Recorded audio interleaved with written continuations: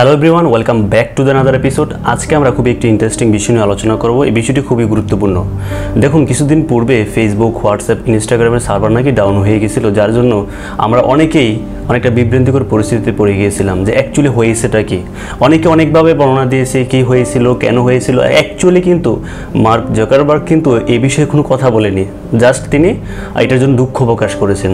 তো আমরা আজকে ওই বিষয় নিয়ে কথা বলবো না যে কেন ফেসবুক, ইনস্টাগ্রাম, হোয়াটসঅ্যাপ ডাউন হয়েছিল সার্ভারটি। আজকে আমরা কথা বলবো যে একটি সার্ভার কী কী কারণে ডাউন হয়, মানে মূল রিজনগুলো কী কী।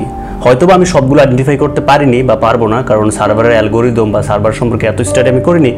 বাট আমি আমার পার্সোনাল এক্সপিরিয়েন্স থেকে বলি, যেহেতু আমিও হোস্টিং নিয়েছিলাম, ডোমেইন হোস্টিং নিয়েছিলাম, তো ওই রকম পার্সোনাল কিছু এক্সপিরিয়েন্স পাশাপাশি কিছু স্টাডির মাধ্যমে যেটা আমি লার্ন করতে পেরেছি সেই বিষয়ে আপনাদেরকে শেয়ার করব।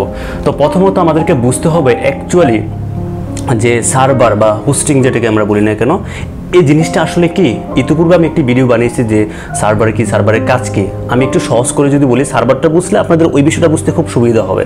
ধরুন, সার্ভার হচ্ছে একটা অনলাইন মেমোরি বা অনলাইন একটি কম্পিউটার, যেখানে আমরা তথ্য আদান প্রদান করি বা তথ্য সংরক্ষণ করি বা সংরক্ষণ রাখা আছে।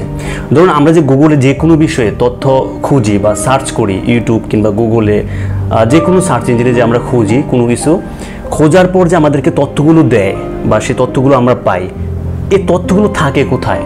কোনো না কোনো সার্ভারে, ঠিক আছে, কোনো না কোনো অনলাইন মেমোরিতে থাকে। অ্যান্ড দেন সেখান থেকে আমরা তথ্যগুলো কি পেতে পারি। এখন কথা হচ্ছে সে জায়গাটি কেমন বা আসলে জিনিসটা কি। এটা কিন্তু একদম সহজ বাংলায় বলি। ধরুন, বসুন্ধরা সিটি একটি শপিং মল, তারপর হচ্ছে যমুনা ফিউচার পার্ক একটি শপিং মল, এরকম অসংখ্য শপিং মল কিন্তু আমাদের দেশে রয়েছে। বাট এখন আপনি যদি একটা দোকান দিতে চান বা একটা ব্যবসা দিতে চান, তখন কিন্তু আপনার এরকম একটা প্লেস দরকার ব্যবসা করার জন্য। এটা আপনি পুরান ঢাকাও নিতে পারেন, কিংবা আপনি ধানমন্ডি এরিয়াতে নিতে পারেন, আপনি বসুন্ধরা সিটিতে নিতে পারেন, যে কোনো জায়গায় নিতে পারেন। বাট যদি আপনি ভিআইপি কোনো শপিং মলে নেন, তখন কিন্তু সেটার বাজেট বা সেটার কিন্তু অনেক বেশি। পাশাপাশি কিন্তু সেখানে আপনার সেফটি, সিকিউরিটি বা আপনার সুযোগ সুবিধা কিন্তু অনেক বেশি থাকবে, ঠিক আছে। তো একইভাবে আমরা যখন অনলাইন থেকে বা যে কোনো একজন ডোমেইন হোস্টিং প্রোভাইডারের কাছ থেকে যখন একটি নির্দিষ্ট পরিমাণ হোস্টিং নেই আমাদের ওয়েবসাইটকে ডেভেলপমেন্ট করার জন্য, ওয়েবসাইটকে পরিচালনা করার জন্য, সেটাও কিন্তু ওই দোকান ভাড়ার মতোই।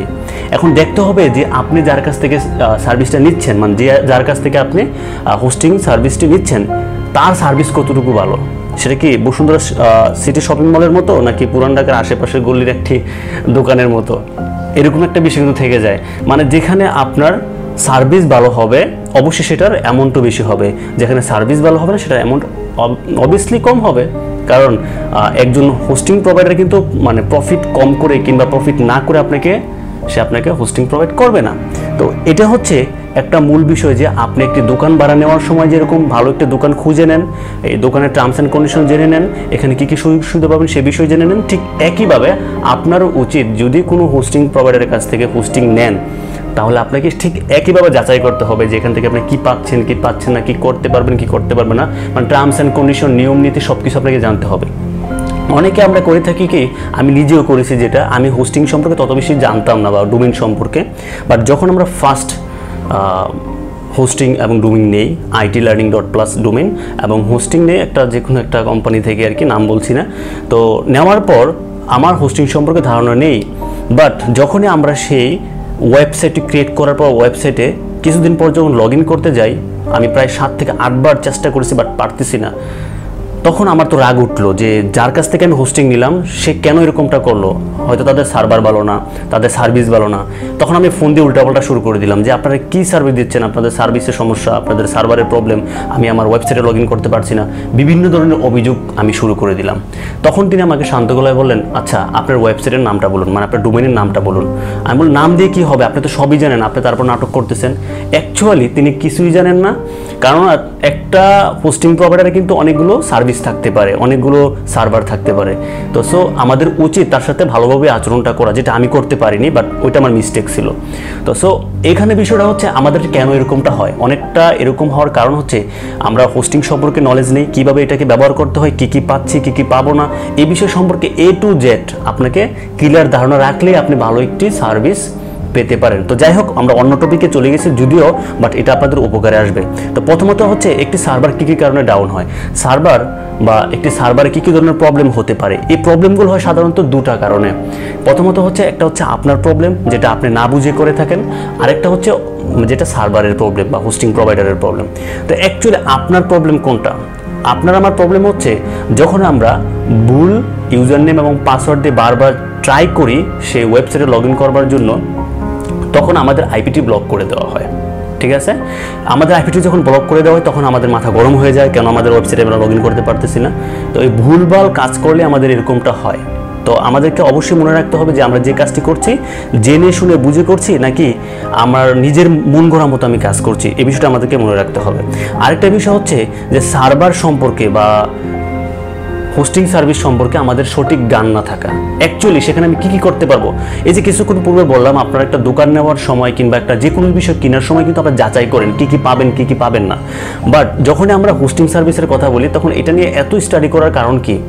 অবশ্যই আছে, কারণ আপনি এখান থেকে আপনার একটা স্বপ্ন একটি বিল্ড আপ করবেন, আপনি ওয়েবসাইট বিল্ড আপ করবেন। তো আপনি তো জানতেই হবে এখানে কি করা যাবে কি করা যাবে না, কি পাচ্ছেন কি পাচ্ছেন না, এ বিষয়ে অবশ্যই আপনাকে সঠিক নলেজ রাখতে হবে। অ্যান্ড দেন পাশাপাশি আপনাকে যে জিনিসটা রাখতে হবে সেটা হচ্ছে আপনার নেট স্পিড যদি কম থাকে সেক্ষেত্রে কিন্তু আপনি সার্ভারে কিংবা আপনার ওয়েবসাইটে লগ ইন করতে না পারেন। আপনি কোন ইন্টারনেট প্রোভাইডারের কাছ থেকে আপনি ইন্টারনেট ইউজ করছেন সেই জিনিসটা আপনাকে খেয়াল রাখতে হবে। ভালো স্পিড পাচ্ছেন কিনা, ভালো এমবিপিএস পাচ্ছেন কিনা সেই জিনিসটা আপনাকে খেয়াল রাখতে হবে। এই বিষয়গুলো হচ্ছে আপনার মিস্টেক, যেগুলো আপনার দ্বারা মিস্টেক হয়ে থাকে এই বিষয়গুলো আপনাকেই খেয়াল রাখতে হবে।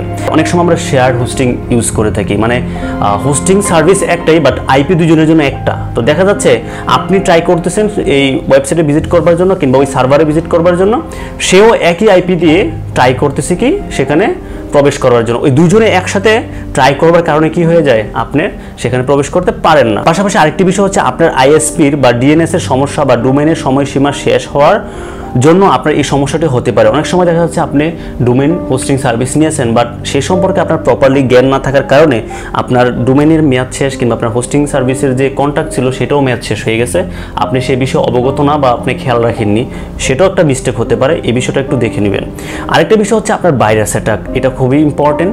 অনেকে আমরা উল্টাপাল্টা অনেক কাজ করে থাকি, না জেনে না বুঝে ওয়েবসাইটে অনেক ধরনের কপি পেস্ট অনেক কিছু ইউজ করে থাকি, যার কারণে আমাদেরকে এই ধরনের সমস্যায় পড়তে হয়। আপনার ওয়েবসাইটে যদি ভাইরাস অ্যাটাক করে থাকে, ভাইরাসের কবলে পড়ে থাকেন, তাহলে তো এটা কোনো কথাই নেই। ইতিপূর্বে আমরা একটি ভিডিও বানিয়েছি যে একটি ওয়েবসাইট কেন গুগল পেনাল্টি দেয়। তো অনেকগুলো বিষয় কিন্তু এখানেও কাজে লাগবে। গুগল পেনাল্টি আপনি যদি গুগল থেকে শাস্তি আর কি কী কারণে হয় সেই বিষয়ে আপনাকে জ্ঞান রাখতে হবে, তাহলে কিন্তু আপনার এখান থেকে বেঁচে যাওয়ার সম্ভাবনা আছে যে ভাইরাস অ্যাটাকের বিষয়টা।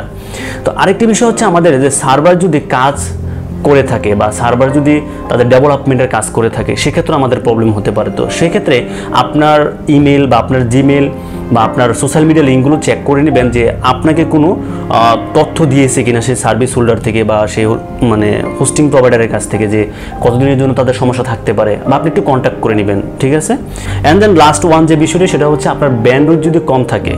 ব্যান্ডউইথ কম থাকলে তো অবভিয়াসলি স্পিড কমে যাবে, আর স্পিড কমে গেলে তো আমরা সাধারণত যদি ওয়েবসাইট নিয়ে কাজ করি তো সেক্ষেত্রে আমাদের অবশ্যই প্রবলেম হতে পারে। তো এই বিষয়টা একটু খেয়াল রাখবেন। অ্যান্ড দেন আমরা সর্বশেষ যে কথাটা বলবো, আবারও আপনি ভালো কোনো হোস্টিং প্রোভাইডারের কাছ থেকে হোস্টিং নেবেন, ভালো কোনো হোস্টিং প্রোভাইডারের কাছ থেকে। দেখুন একটা কথা হচ্ছে কি, আমরা যেরকম ধরনের পরিশ্রম করি ওইরকম ধরনের রেজাল্টটাই কিন্তু আমরা পাই। ঠিক একইভাবে আমরা যেরকম ধরনের ইনভেস্ট করি সেরকম রিটার্নটাই আমরা পাবো।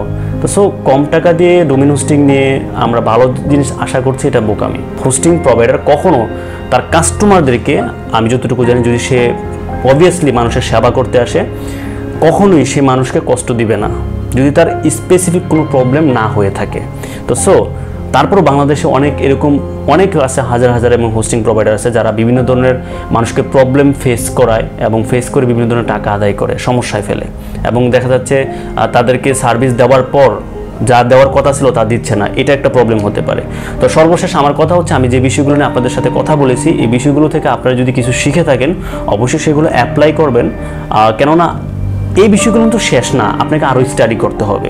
অনেকগুলো বিষয় আছে যেটা আমার মিস্টেক হতে হয়ে যেতে পারে বা মিস্টেক হয়ে গেছে, সেই বিষয়গুলো আপনি জেনে নেবেন। অ্যান্ড দেন ফাইনালি কথা হচ্ছে, সবসময় আমাদের সাথেই থাকুন, পাশেই থাকুন। এরকম ইন্টারেস্টিং বিষয় নিয়ে আমরা আবারও হাজির হচ্ছি। দেখা হচ্ছে নেক্সট কোনো ভিডিও নিয়ে। ততক্ষণ সকলে ভালো থাকুন, সুস্থ থাকুন। Wish you all the best.